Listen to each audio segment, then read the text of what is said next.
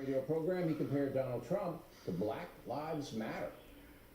He's making a new group of Black Lives Matter. He's making a new group of people that so distrust and hate the system that they will buy anything. It was a rigged election. The media ought to go to jail. And it's these Republicans. And not look at who's leading that. Joining us now from Dallas is Glenn Beck, author of the brand new book, Liars, How Progressives Exploit Our Fears for Power and Control, which we will work into this discussion. Yes. Do you miss me, Bill? I mean, how much? Really? Come on. Bill, you don't call me anymore. I've been eating myself sick. I sit at home and watch your show. You look like you've been eating yourself sick there, Beck. You know what I mean? So I get the point that if Mr. Trump is going to campaign on a rigged election theory, it creates cynicism. I get it. Yes. But that's really a very minor part of this presentation, is it not? Aren't you nitpicking him? No. Did you see who he just made the CEO of his campaign? One of the dirtiest, nastiest human beings alive. We just talked about that. But he needs somebody to go up against Podesta and Media Matters and George Soros. Come on, you know the other side. You know what's playing. I do know the other side, and I do know the other side. Except the problem is you have tape of Donald Trump actually saying, "Don't worry about George Soros. He's a very nice guy. He gets a bad rap."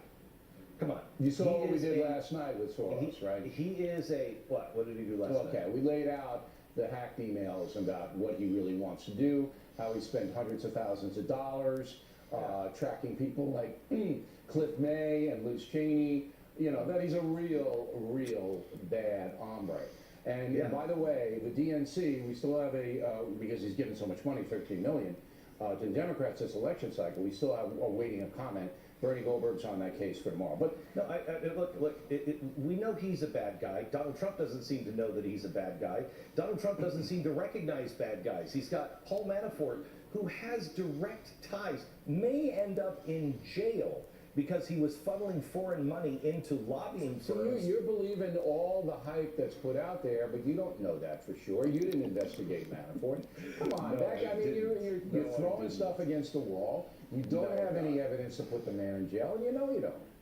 Bill, I said he may end up in jail. There's also you might if you keep saying this kind of stuff, you might end up in jail. Come on, let's That's my point. When is it a problem for somebody to have an opinion in this country?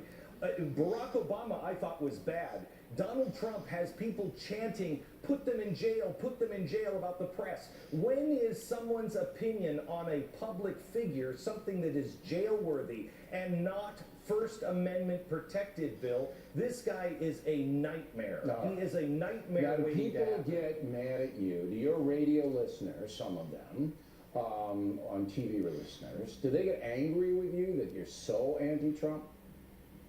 No, yeah, of course some do. Yeah. Yeah. I mean, how much my ratings have grown.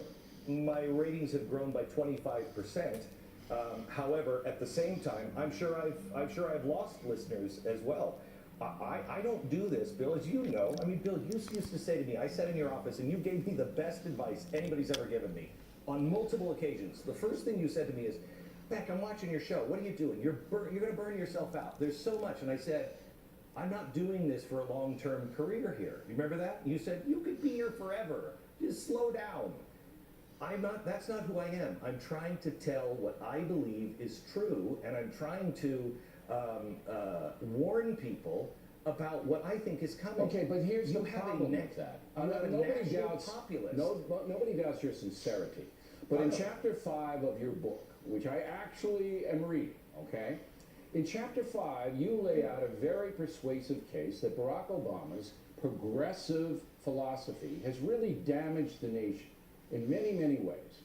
So now, if you follow that logic, you've got Hillary Clinton, who has not distanced herself at all from Obama, the president. Yes. You know, it'll be another 4 years, perhaps, and I think she might be different, but I'm not sure.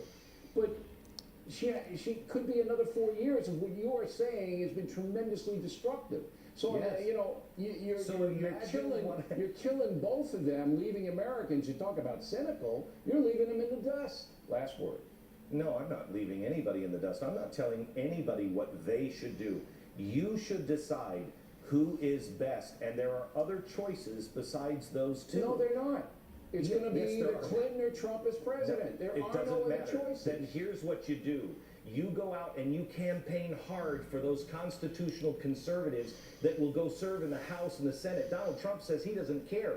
He doesn't care if the GOP loses the House. I do, because I want somebody to be able to stand against whoever is in office, because I don't think either of them care about the Constitution one iota. All right. The book is Liars, How Progressives Exploit Our Fears for Power and Control. Glenn Beck, always provocative, and we appreciate you coming And on. sexy, and always sexy. Yeah, there's another bit of propaganda. Plenty more ahead as the packet moves along.